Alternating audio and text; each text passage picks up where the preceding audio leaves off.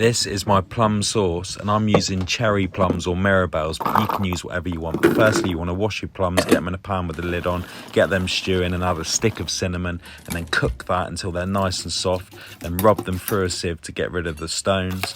Once that's done, pop it to the side, and then you're going to start sweating your onions down until they're nice and soft. Add the chilli and ginger, cook that for a minute or two, and then add your spices. I'm using a bit of Chinese 5 spice and some Korean chilli. And then you want to get your brown sugar in there, the plum puree, and then add your rice vinegar and your soy. Give that a good mix, bring it to the boil, and simmer this until it starts to coat the back of the spoon and thickens up. Blend it on full speed for a couple of minutes, and you can see the thickness of that. You want it, it's almost like a ketchup consistency.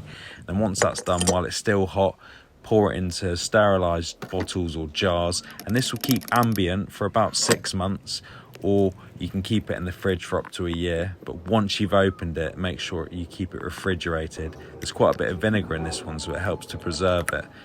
I like to serve it with duck, obviously, but it's good with cheese, wraps, spring rolls and dolmas.